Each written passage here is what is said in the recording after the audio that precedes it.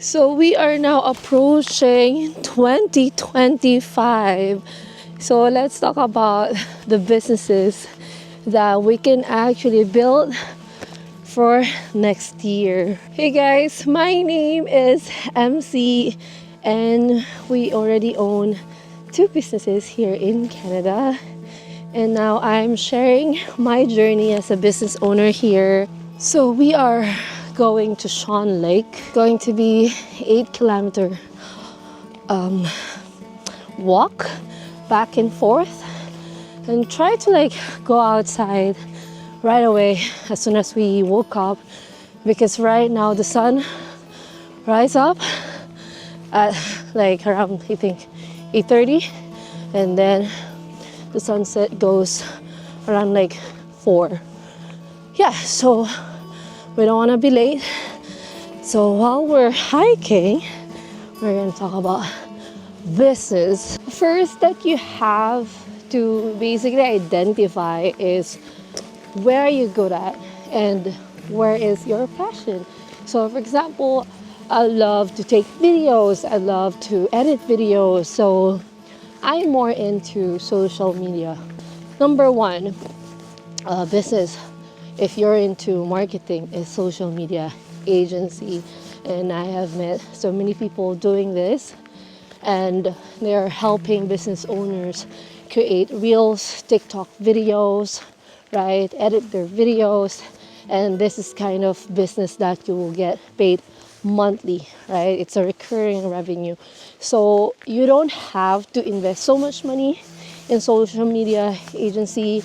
You just have to make sure you have a proper camera, equipment, and also skills in editing videos. And then the next one that I want to recommend with you guys, depending on your location, depending on where you're going to set up your business. But right now, we're living here on Vancouver Island, British Columbia, and it's a beautiful place, right? And a lot of people, they want to get married here. So now, if you will be setting up a business here on Vancouver Island, or let's say in Alberta, or somewhere in Ontario, if it's a touristic place, you could be in a wedding industry. Your business could thrive depending on the service.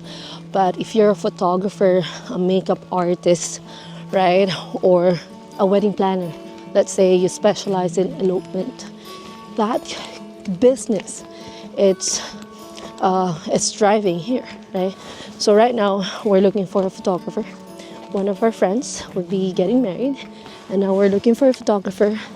And guess what, guys? They charge a lot. They charge around between 3,000 to 4,500 Canadian dollars, depending on the hours of coverage.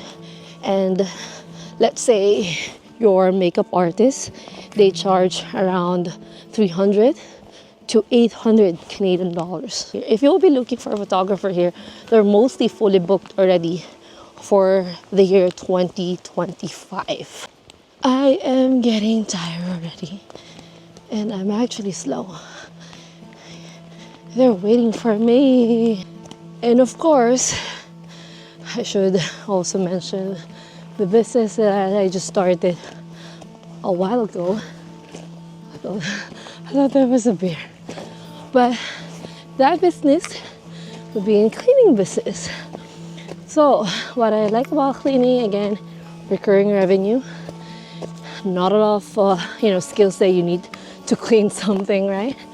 And also every business here basically needs someone to clean their ink, right?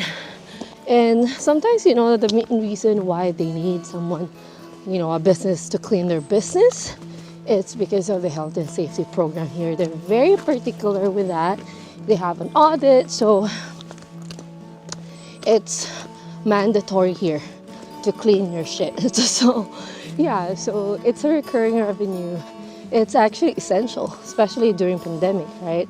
And it's easy to start, right? The only hard part is finding a client. But again, I'll be sharing with you my journey to my cleaning era. But yeah, something you could also start as well. for 2025. If you want to know more about how I started it, you can watch my video a few weeks ago. And yeah, I shared some of the insight about my cleaning business and also my other business here as well in Canada.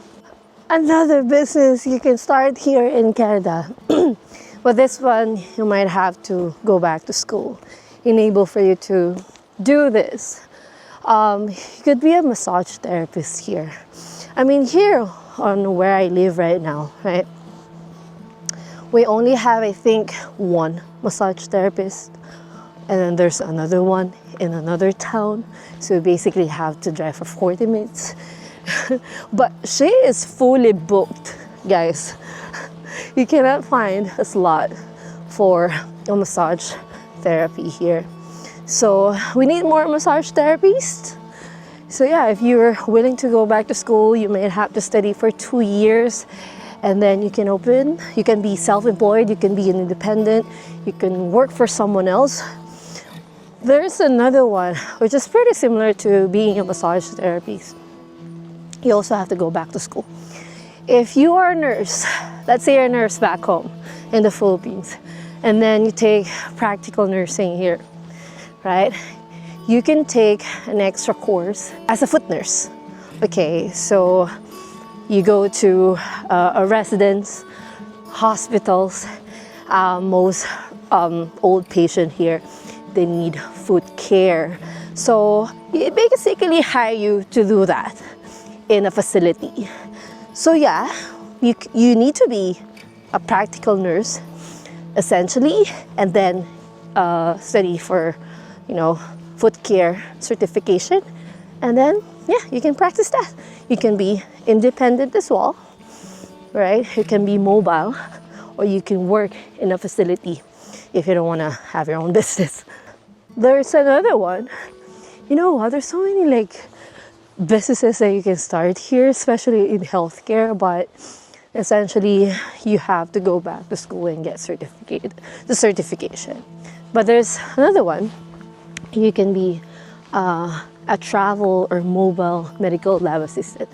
You go to houses and get blood, and then you send it to the lab. You will have to study for at least 8 to 9 months, and then you can be independent. You can be hired in a hospital if you feel like you don't want to have your own business. You have a backup plan in your career, right? But you can be independent. You have your own time. So basically what they pay for foot care nurse or a medical lab assistant to go to houses and clean their feet or extract blood.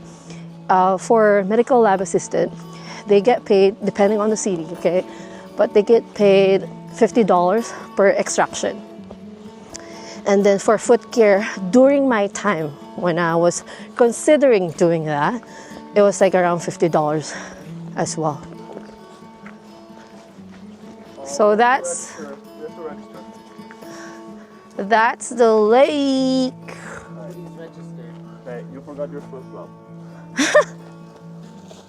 Gutom na ako. Hindi ko na kaya.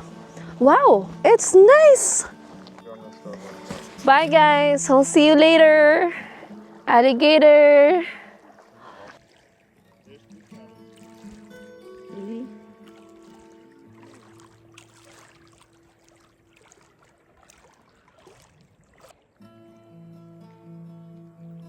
So we're having chicken.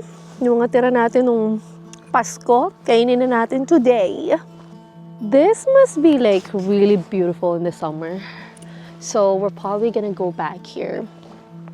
But yeah, so the businesses that I mentioned, like the practical nurse, the massage therapy, and then the phlebotomy, if you start your own business, you don't need a lot of capital for your equipment, right? It's more like a service-based.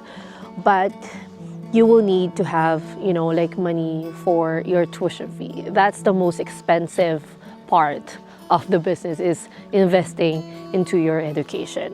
And then another business that we're actually starting with my son right now, it's a sticker business. It's more like a creative business. He has like a passion and talent in drawing. So we're trying to sell paintings, we're trying to sell stickers. So we're also going to show you our journey with that. But yeah, this is something that you can also start here, especially if you're a creative person. The only investment you need for that is your talent and a pen and a canvas, right? And then start selling it. The most important step here is start something, right? And again, if you're going to start a business here, I would rather start with a service-based business, right? No upfront payment on equipment or anything like that. And again, for food business, not a fan. Anything with a lot of inventory and people, or if you're going to be tied in that business, I want something that I will be able to move around across Canada or across the country, right? And you know that, Canada is heavily relying on immigration. That could be another business that you could start. But right now, my friend, I will not suggest to start it right now. Start a business that is not relying on politics. It's not going to be affected by politics. And immigration is really unpredictable, depending who's the prime minister in Canada. And it's hard, right? If your business is set up like that. So that's why you want to be in the industry. Whatever happens in the economy, whatever happens in the politics, you're still gonna make money, right? That's what you want to start in Canada. So think about a business that is essential. No matter what happened, they will need it. You want to have a recurring revenue, not a lot of investment or capital to set up that business, and you want to have a high profit. So if you're thinking about a business, comment below. Pag-usapan natin yan. And let me know where you are right now in your business. Are you in the early stage, planning stage? Are you already, making money? What for 2025? We need to make money for 2025, and we want to save. We want to save for 2025. That's what we want to do this coming year.